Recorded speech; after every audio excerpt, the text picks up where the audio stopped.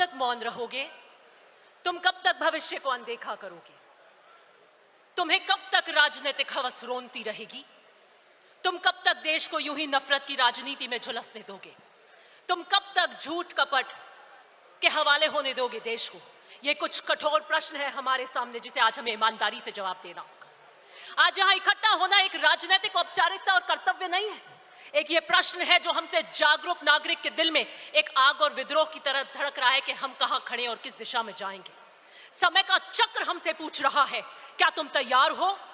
यही सवाल आजादी के समय स्वतंत्रता सेनानियों के सामने खड़ा था।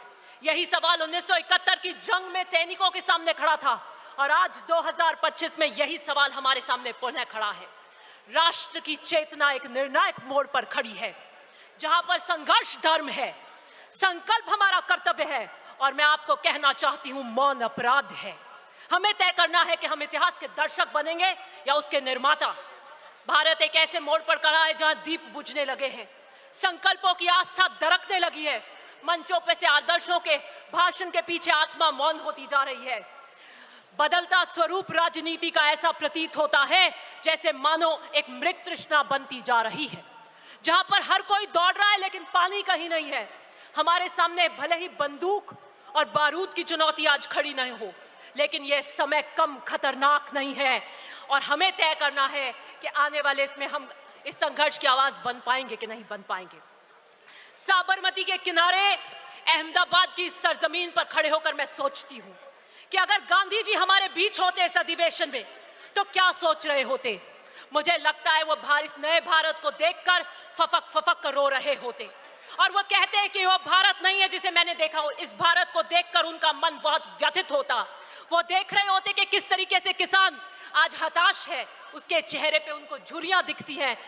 किस तरीके से मजदूर जो अपने हाथों की चोट लिए उम्मीद का संगीत बजाता है, आज उसको किस तरीके से हताश पे कर रखा है।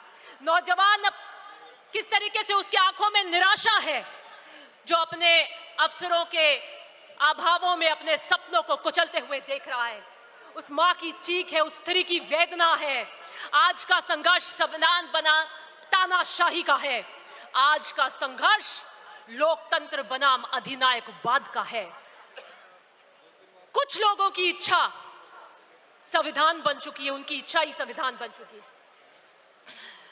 मैं आपको यही कहना चाहती हूं कि बीजेपी आरएसएस ने धर्म की राजनीति को अपना औजार बना दिया है। संसद को एक सिर्फ मोहर लगाने वाली मशीन बना दिया है। बीजेपी राम का नाम तो लेती है लेकिन नीति रावण की रखती है। कृष्ण का उपदेश देती है लेकिन चालें शकुनी की चलती है। गॉडसे का महिमा मंडन करती है, गांधी के सिद्धांतों को आत्मसात नहीं करती। सरदार पटेल की मूर्ति तो बनाती है लेकिन उसके एकता के सिद्धांत को नहीं अपनाती। ये देश नफरत का राजपथ बन चुका है। मैं इन कांग्रेस जनों को कहना चाहती हूं, उठिए और राहुल गांधी का न्याय पथ में उनके साथ चलिए। संवाद की जगह आदेश ने ले ली है, असहमति की जगह दमन ने ले ली है। ये तानाशाही निजाम कब्रिस्तान, शमशान, मंगलसूत्र, मुजरा, बटेंगे तो कटेंगे जैसे नारों की राजनीति कर रहा है। ये लपटे संविधान को जला रही हैं। मैं आखिर में यही कहना चाहती हूं कि आम आदमी की चीख मौन बन चुकी है।